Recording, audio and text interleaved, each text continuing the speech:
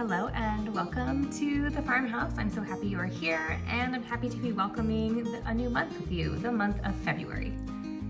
February is a really special month in a lot of ways because I feel like it's the time when you can start to really feel spring coming in and burbling up and getting ready to kind of emerge into the world. And it's also a time that I often feel is better for planning and prepping and getting ready for the year ahead, much more so than January, which I'm still very much in this hibernation mode, going into cocooning and not really ready to kind of put like pen to paper and creating checklists. But February always feels like it's time to make those checklists. It's time to start doing some of those different action plans so that we can prepare for the year ahead. January always to me was a great way to kind of dream and envision what you wanted to do, but not necessarily make those to-do lists so that you would be able to start really planning. And the planning starts now in February. So I like to break down each month into a couple different categories. The first one for me is always the garden, because it is this space that is extended outside of our home, and we very much enjoy that space all year round, but especially in February, it's time to start nurturing and tending that area more closely than we maybe have been since November. We start to tending the herb garden and building any new beds or repairing any of the beds from last year.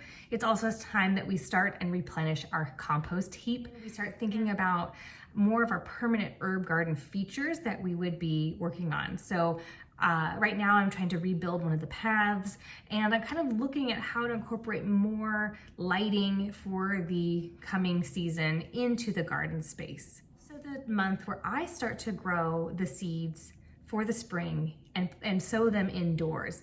If I had a greenhouse, I'd probably plant more things now and get them prepared, but I don't have a greenhouse yet, so I just use what I can inside. And to help you make all of these new plans for this upcoming year, especially in your garden, I have created a brand new garden planner. I know. So this garden planner is a digital planner, and you can purchase it through my Etsy shop, download it immediately, and then make as many copies as you like. In the planner, there's everything you could possibly need to get started planning your garden. It has everything from budget worksheets to monthly guides to watering time, watering worksheets, to mapping out the different seeds that you're going to be sowing, which ones you did actually end up planting, and keeping track of your inventory. So much more that's in there for you to make it easy for you to grow the garden that you want. Link just down below in the description. I hope you'll go check that out. And there is a discount code also listed there, so you can get a couple dollars off when you purchase within the next few days.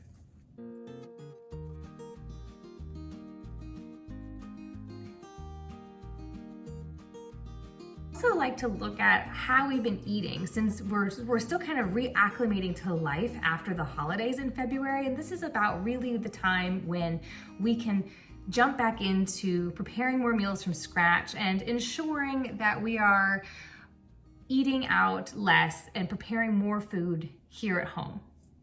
You know, if you prepare your meals at home, it will save you money in the long run. This is also the time of year where I like to start taking my children shopping at the grocery store, to the farmer's market, so that they can kind of start seeing how they might be able to help us purchase our food, the process of it, and then getting them more involved in the kitchen, especially because their hands are gonna be so helpful come the spring when we're doing a lot more preparation of the garden, and then later in the late summer when we're doing a lot of harvesting. Another thing you can do is make a list of some frugal entertainment activities that your family can do through this upcoming season as you transition from winter to spring. It's a great way to plan in more library days, looking at how you can maybe set up some fun things like book exchanges, toy exchanges, things like that with your friends and family. It's also the time where you might start to be able to go and do things like more hiking, walking, and playing at parks. February is a great month to actually track your spending, because again, you're most likely not trying to take care of anything from the holiday season. And yes, we do have some fun holidays in February, but they're less intrusive and less involved in terms of what you need to do financially. And so it's a great month to kind of keep track of your finances and also see what it is that you are actually spending your money on. If you haven't done so, February is a great time to reach out to a financial advisor, to check in with anybody who helps manage any retirement accounts or any extra those accounts that you might have for savings and things like that.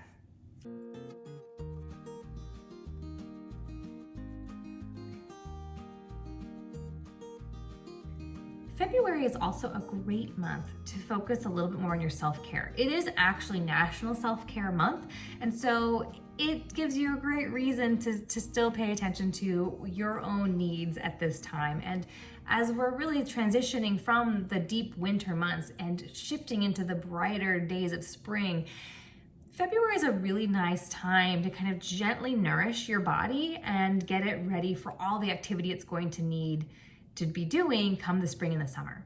A couple different things you can do to really take care of your body, especially this month, is to watch your water intake, because remember, you're like a houseplant, right? You need a lot of sunlight and you need a lot of water.